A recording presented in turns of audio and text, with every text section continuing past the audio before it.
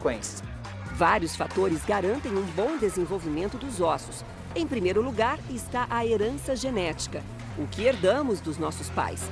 Associado a isso, tem os fatores ambientais que estão ligados à alimentação, à atividade física e à exposição ao sol, de forma saudável. Nessa fase de crescimento, é muito importante a criança ingerir derivados lácteos, o leite, onde vai ter o cálcio, que é muito importante para a formação do osso. É muito importante a insolação, por causa da vitamina D, que o sol faz parte desse metabolismo nosso da vitamina D.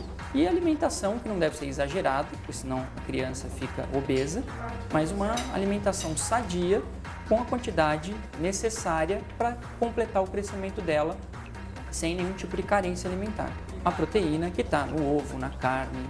A atividade física também é fundamental para estimular o crescimento ósseo, o desenvolvimento da musculatura. Então, desde cedo, a criança deve ser estimulada a praticar atividade física. Não precisa ser atividade física competitiva, pode ser atividade física recreativa.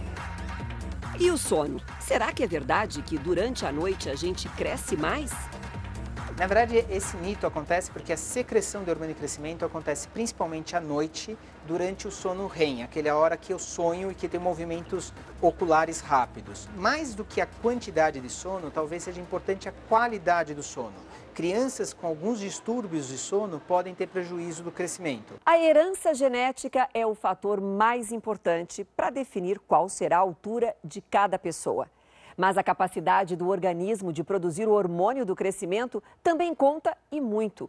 Se o corpo produz pouco hormônio, crescemos menos. Se a produção é exagerada, o risco é uma doença chamada gigantismo. E é aí que entram os médicos e os tratamentos. Baixinho, Tampinha.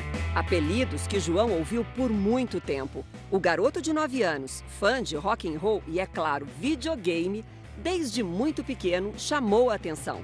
Pelo tamanho, sempre esteve abaixo da linha do crescimento. Acho que desde que ele era bem pequeno, ele sempre foi o menorzinho da classe. Num determinado momento isso começou a incomodá-lo. Obviamente isso já vinha sendo monitorado pelo pediatra. E ele, assim, dos 6 aos 8 anos, isso foi olhado com mais cuidado. E aí, aos 8 anos, o médico achou que seria bom se ele fizesse o tratamento. Tem o exame clínico da altura, né, comparando ele com a média nacional. Foi feito o exame de taxa hormonal, que deu normal, e o exame da idade óssea do pulso, que apareceu que ele é 2 anos, a idade óssea dele é 2 anos inferior à idade cronológica.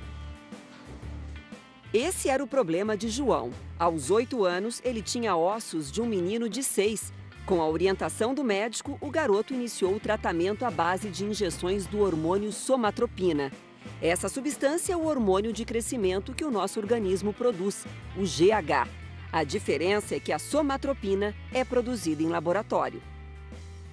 Ele toma injeção todos os dias, com um descanso semanal, à noite. E a cada 6 meses a gente faz controle e tem retorno no pediatra. Ele cresceu em 1 ano por volta de 9 centímetros. Então ele tem crescido quase 1 centímetro por mês, um pouco menos. Antes do tratamento, João crescia apenas 4 centímetros por ano. Hoje, esse número praticamente dobrou. Em 1 ano, tomando o hormônio, ganhou 9 centímetros. O hormônio de crescimento é um tratamento seguro. Ele traz poucos efeitos colaterais.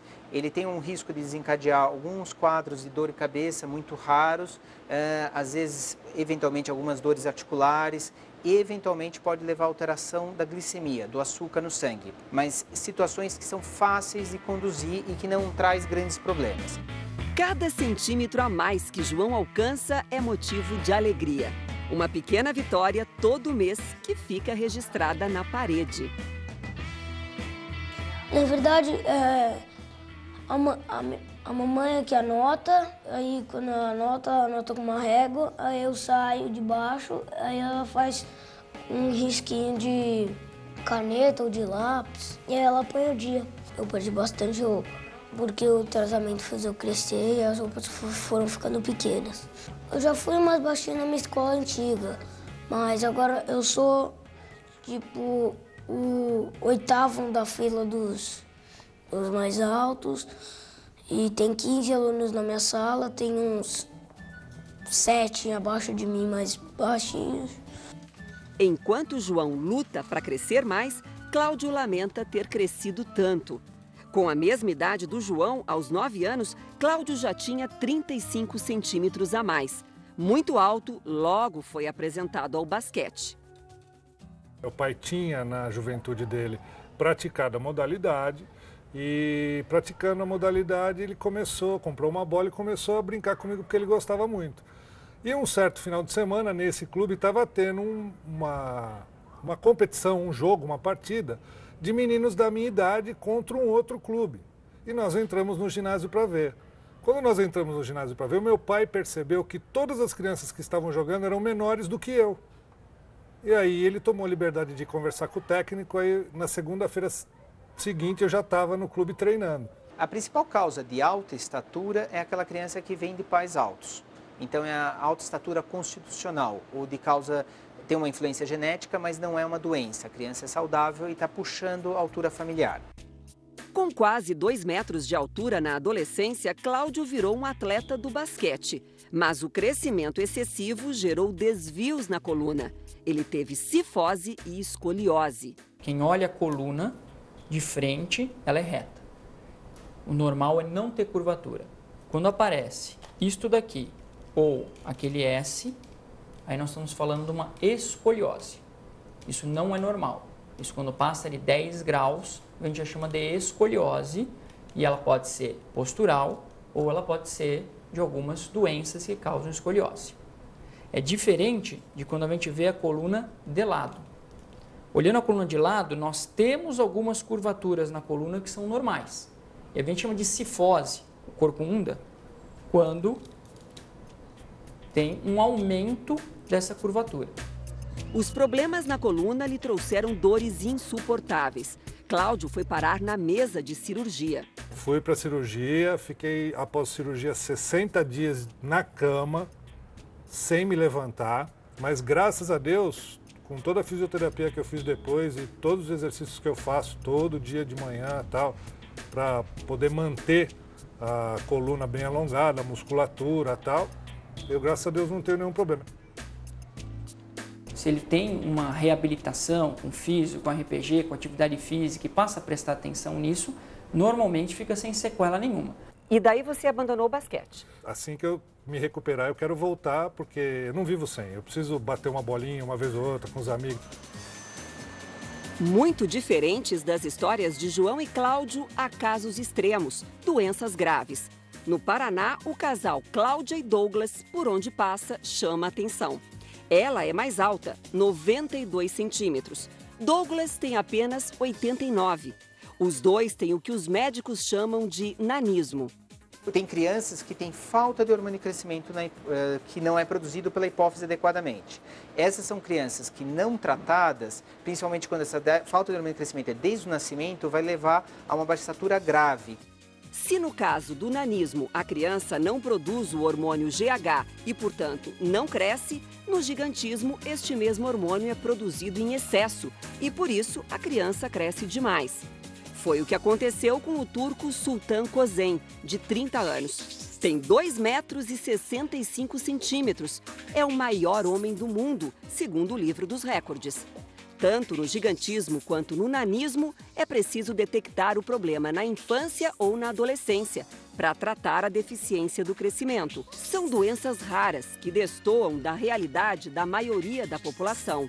O que é frequente no Brasil são crianças saudáveis que fazem tratamento porque os pais estão insatisfeitos com a altura delas. Professor, muitos atletas não têm a altura que o esporte requer e, no entanto, eles são muito bem-sucedidos. A altura é preponderante, mas eu acho que ainda o talento ainda tem vez.